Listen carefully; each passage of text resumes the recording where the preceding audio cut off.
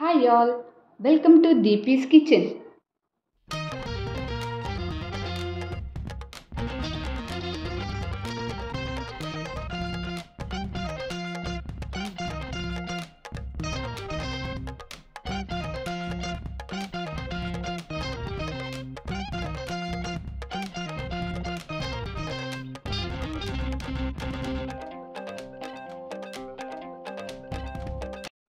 ಬನ್ನಿ ಇವತ್ತು ನಾವು ಒಂದು ಮಂಗಳೂರು ಶೈಲಿಯಲ್ಲಿ ಬಂಗುಡೆ ಮೀನನ್ನು ಯೂಸ್ ಮಾಡಿ ಬಂಗುಡೆ ಪುಳಿ ಮುಂಚಿ ಅಥವಾ ಬಂಗುಡೆ ಹುಳಿ ಮೆಣಸು ಈ ಕರಿಯನ್ನು ಹೇಗೆ ಮಾಡೋದು ಅಂತ ತಿಳ್ಕೊಳ್ಳೋಣ. ನಾನಿಲ್ಲಿ 3 ಬಂಗುಡೆ ಮೀನನ್ನು ತಗೊಂಡಿದ್ದೇನೆ. ಇದನ್ನು ನೀವು ಒಂದ್ಸಲ ನೀರಲ್ಲಿ ಚೆನ್ನಾಗಿ ಕ್ಲೀನ್ ಮಾಡಿ, ಅದಾದ ನಂತರ ನೋಡಿ, ನೀವು ನೋಡ್ತಿರ್ಬೋದು ನಾನಿಲ್ಲಿ ತೋರಿಸ್ತಿದ್ದೇನೆ ಯಾವ ರೀತಿ ನಾವು ಬಂಗುಡೆ ಮೀನನ್ನು ಕ್ಲೀನ್ ಮಾಡಬೇಕು ಅಂತ. ಈ ರೀತಿ ನೀವು ಬಂಗುಡೆ ಮೀನನ್ನೆಲ್ಲ ಕ್ಲೀನ್ ಮಾಡಿಕೊಂಡು ರೆಡಿ ಮಾಡಿ ಇಟ್ಕೊಳ್ಳಿ.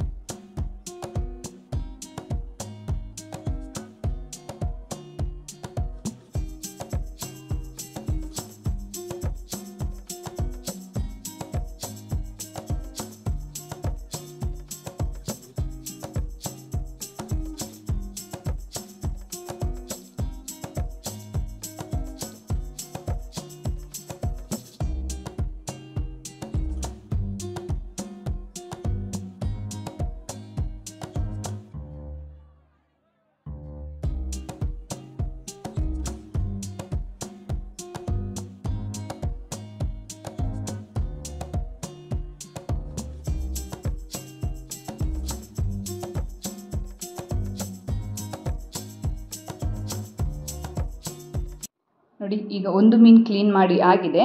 ಇದನ್ನು ನಾವು ಉಪ್ಪು ಮತ್ತು ಅರಶಿನದಲ್ಲಿ ಫಸ್ಟ್ ಕ್ಲೀನ್ ಮಾಡಬೇಕು, ತೊಳಿಬೇಕು. ಅದಾದ ನಂತರ ನಾವು ಫ್ರೆಶ್ ವಾಟರಲ್ಲಿ 2 ರಿಂದ 3 ಸಲ ಮೀನನ್ನು ಮತ್ತೊಮ್ಮೆ ಚೆನ್ನಾಗಿ ತೊಳ್ಕೊಂಡ್ರೆ ಸಾಕು, ಮೀನು ರೆಡಿ ಆಗುತ್ತೆ. ಈ ಮೀನನ್ನು ನೀವು 2 ಭಾಗ ಅಥವಾ 3 ಭಾಗಗಳಾಗಿ ಕಟ್ ಮಾಡಿ ಪದಾರ್ಥಕ್ಕೆ ಯೂಸ್ ಮಾಡ್ಕೊಳ್ಬೋದು. ನಾನಿಲ್ಲಿ ಈ ಥರ ಕಟ್ ಮಾಡಿ ರೆಡಿ ಮಾಡಿ ಇಟ್ಕೊಂಡಿದ್ದೇನೆ. ಈಗ ನಾವು ರೆಸಿಪಿ ಸ್ಟಾರ್ಟ್ ಮಾಡುವ. ಒಂದು ಪ್ಯಾನ್ ತಗೊಳ್ಳಿ. ನಾನಿಲ್ಲಿ ಕೋಕೋನಟ್ ಆಯಿಲ್ ಯೂಸ್ ಮಾಡ್ತಿದ್ದೇನೆ. ಅದು ಸ್ವಲ್ಪ ಹಾಕ್ಕೊಂಡು ಅದು ಕಾದಾದ ನಂತರ 2 ಮೀಡಿಯಮ್ ಸೈಜ್ ಆನಿಯನನ್ನು, ನೀರುಳ್ಳಿ ಏನಿದೆ ಅದನ್ನು ಈ ಥರ ಕಟ್ ಮಾಡಿ ನಾವು ಎಣ್ಣೆಯಲ್ಲಿ ಬಾಡಿಸ್ಕೊಳ್ಬೇಕು. ನೋಡಿ, ಇದು ಚೆನ್ನಾಗಿ ಬಾಡಿಸ್ಕೊಳ್ಳಿ.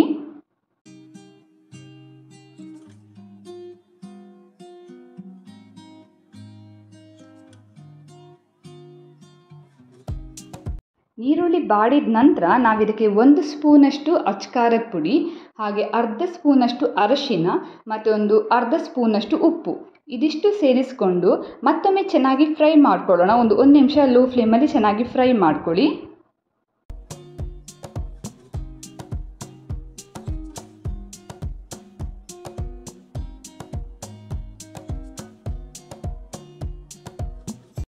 ಈಗ ಇದಕ್ಕೆ ಕಟ್ ಮಾಡಿರೋಂಥ ಮೀನೆಲ್ಲ ಏನಿದೆ ಅದೆಲ್ಲ ಒಂದೊಂದಾಗಿ ಇಟ್ಕೊಂಡು ನಾವಿದನ್ನು ಫ್ರೈ ಮಾಡ್ಕೊಳ್ಬೇಕು. ಈಗ ಒಂದು ಭಾಗ ನಾವು 2 ನಿಮಿಷ ಲೋ ಫ್ಲೇಮಲ್ಲಿಟ್ಟು ಅಥವಾ ಲೋ ಟು ಮೀಡಿಯಮ್ ಫ್ಲೇಮಲ್ಲಿಟ್ಟು ಫ್ರೈ ಮಾಡ್ಕೊಳ್ಳೋಣ. ಮುಚ್ಚಿ ಫ್ರೈ ಆಗ್ಲಿಕ್ಕೆ ಬಿಡಿ. ಈಗ ಒಂದು ಭಾಗ ಫ್ರೈ ಆದ ನಂತರ ಈ ಮೀನನ್ನೆಲ್ಲ ತಿರುಗಿಸ್ಕೊಂಡು ಮತ್ತೊಂದು ಭಾಗ ಕೂಡ ಅದೇ ರೀತಿ 2 ನಿಮಿಷ ಬೇಯಿಸ್ಕೊಳ್ಳಿ. ಆಗ ಮೀನು ಒಂದು ಸ್ವಲ್ಪ ಬೆಂದಿರುತ್ತೆ ನಿಮಗೆ.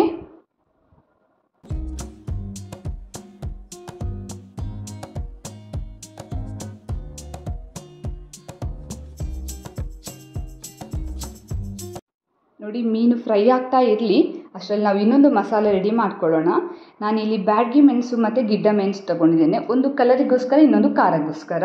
ಹಾಗೆ ಸ್ವಲ್ಪ ಜೀರಿಗೆ, ಸಾಸಿವೆ, ಮೆಂತೆ, ಒಳ್ಳೆ ಮೆಣಸು ಮತ್ತು ಧನಿಯಾ ಬೀಜ. ನೀವು ನೋಡ್ತಿರ್ಬೋದು, ಅದು ಕ್ವಾಂಟಿಟಿ ಕೂಡ ನಿಮ್ಗೆ ಗೊತ್ತಾಗ್ತಿದೆ ಈ ಪಿಕ್ಚರಲ್ಲಿ ಕ್ಲಿಯರಾಗಿ ಎಷ್ಟೆಷ್ಟು ಬೇಕಂತ.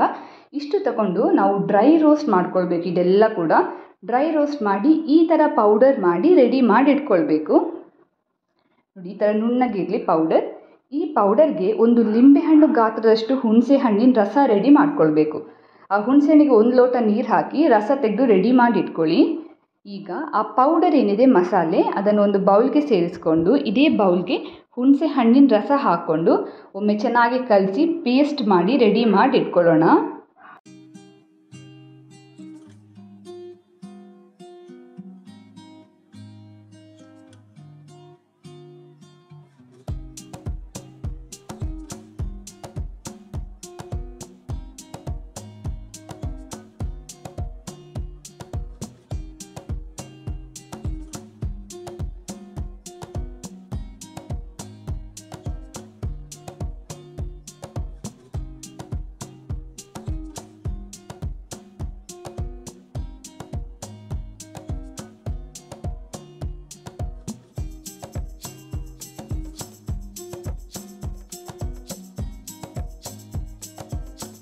ಇದಕ್ಕೆ ಸ್ವಲ್ಪ ಉಪ್ಪು ಸೇರಿಸ್ಕೊಂಡು ಮತ್ತೊಮ್ಮೆ ಚೆನ್ನಾಗಿ ಮಿಕ್ಸ್ ಮಾಡಿ ಸೈಡಲ್ಲಿ ಇಡಿ.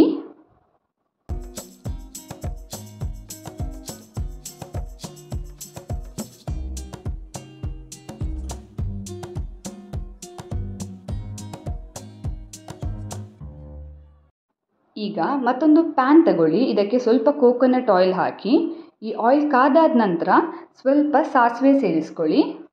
ಸಾಸಿವೆ ಚಿಟಪಿಟ ಅಂತ ಹೊಟ್ಟಬೇಕು. ಅದಾದ ನಂತರ ಇದಕ್ಕೇನೆ ಸ್ವಲ್ಪ ಹಿಂಗ್ ಪೌಡರ್ ಸೇರಿಸ್ಕೊಳ್ಳೋಣ. ಒಂದು ಸಣ್ಣ ಸ್ಪೂನಲ್ಲಿ 1 ಸ್ಪೂನಷ್ಟು ಸೇರಿಸ್ಕೊಂಡ್ರು ಅಥವಾ ಅರ್ಧ ಸ್ಪೂನಷ್ಟು ಸೇರಿಸ್ಕೊಂಡ್ರು ಸಾಕು. ನೋಡಿ, ಒಂದು ಸ್ವಲ್ಪ ಹಿಂಗ್ ಪೌಡರ್ ಹಾಕ್ಕೊಳ್ಳಿ. ಅದಾದ ನಂತರ ಇದಕ್ಕೇನೆ 10ರಿಂದ 15 ಜಜ್ಜಿರೋ ಅಂಥ ಬೆಳ್ಳುಳ್ಳಿ ಎಸಳು ಇದನ್ನು ಹಾಕ್ಕೊಂಡು ಸ್ವಲ್ಪ ಫ್ರೈ ಮಾಡ್ಕೊಳ್ಳಿ. ಅದು ಫ್ರೈ ಆದ ನಂತರ ನಾವು ರೆಡಿ ಮಾಡ್ಕೊಂಡಿರೋ ಮಸಾಲೆ ಏನಿದೆ ಆ ಮಸಾಲೆಯನ್ನು ಇದಕ್ಕೆ ಸೇರಿಸ್ಕೊಳ್ಬೇಕು.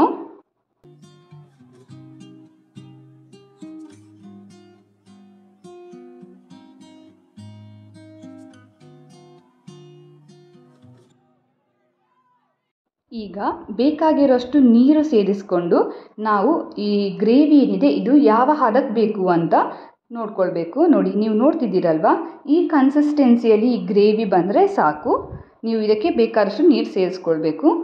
ಇದು ಈಗ ಕುದಿ ಬರ್ಲಿಕ್ಕೆ ಬಿಡೋಣ. ಗ್ರೇವಿ ಸ್ವಲ್ಪ ಬಾಯ್ಲ್ ಆಗಲಿ, ಕುದಿ ಬರಲಿ ಚೆನ್ನಾಗಿ. ಇಲ್ಲಿ ಮೀನು ಕೂಡ ಬೆಂದು ರೆಡಿ ಆಗಿದೆ, ನೀವು ನೋಡ್ತಿದ್ದೀರಿ. ಈಗ ಕುದಿ ಬರುವ ಗ್ರೇವಿ ಏನಿದೆ ಫ್ಲೇಮ್ ಆಫ್ ಮಾಡಿ ಈ ಗ್ರೇವಿಯನ್ನು ನಾವು ಆ ಮೀನಿಗೆ ಸೇರಿಸ್ಕೊಳ್ಬೇಕು.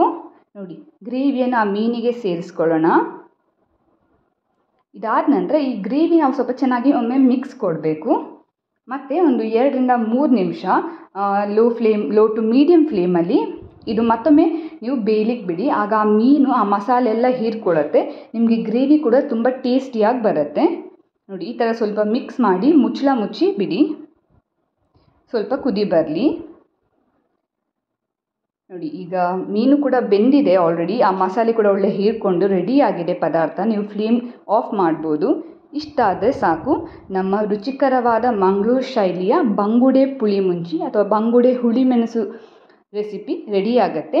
ನೀವು ಇದನ್ನು ಬಾಯ್ಲ್ಡ್ ರೈಸ್ ಅಥವಾ ವೈಟ್ ರೈಸ್ ಒಂದಿಗೆ ಕೂಡ ತಿನ್ಬೋದು. ತುಂಬ ಟೇಸ್ಟಿಯಾಗಿರುತ್ತೆ.